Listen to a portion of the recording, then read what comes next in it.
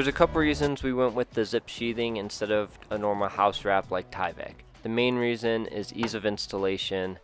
We don't have to go around and sheathe the whole house with OSB and then come back and sheathe the whole house or cover it with Tyvek. I would have still taped the seams on the Tyvek, so going back and taping the seams on all the zip, it still isn't as much work as the Tyvek. It does cost a little more, but I think the benefits outweigh the negatives as far as house wrap versus zip. I mean, it's fluid applied in the factory, so we know it's perfect.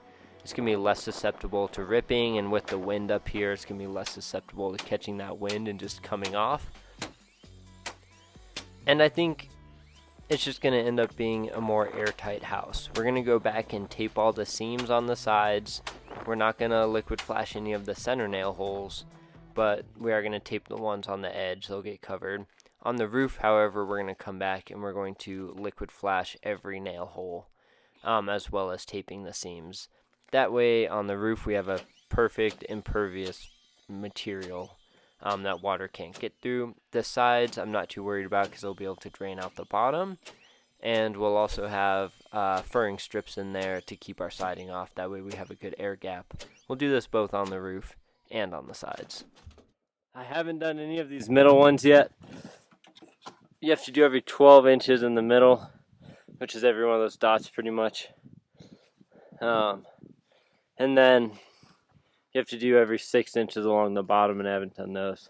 We'll come back later and do all the 6 inches on the bottom.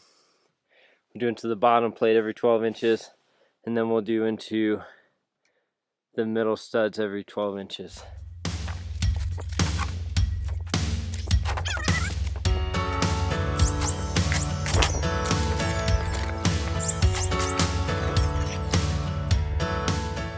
I also made sure each piece of OSB was plumb when I put it up. That way it would all be straight and line up with the studs. And then, as you'll see in a second, when I was doing the studs in the center and didn't have Chelsea around to help me, I hung a tape measure from the top and just nailed right next to the tape measure.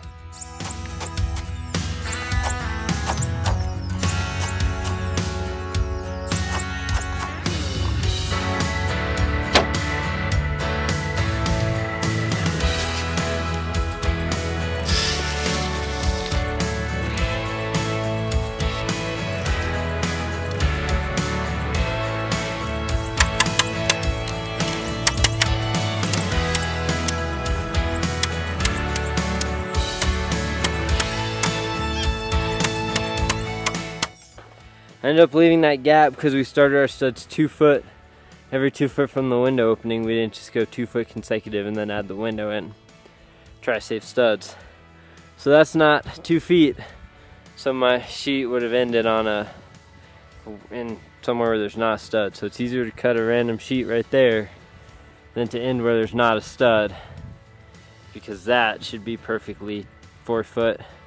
And then my next 4 foot will overlap into the 8 foot, keeping that wall segment more together. So now I'm going to do this one.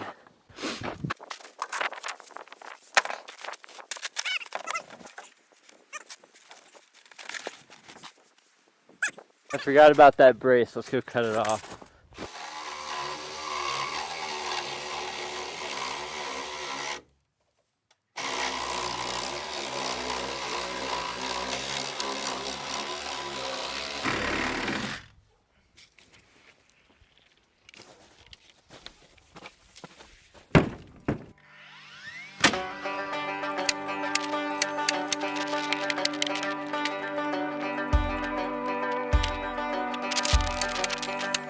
You can see that gap we have at the top, so this side, on the other side of that eye joist, will sheathe that gap, but on this side we'll leave it open because the panels will just extend up as we go up.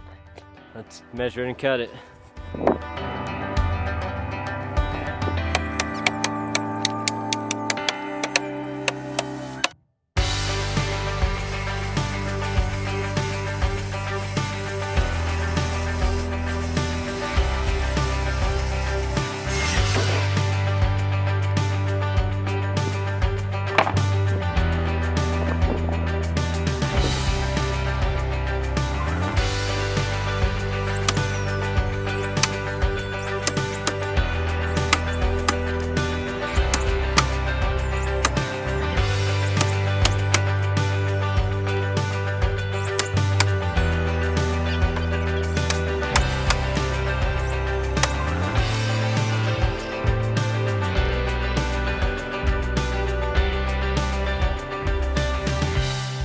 thanks for watching, guys. It's exciting because it's starting to look like a real house now.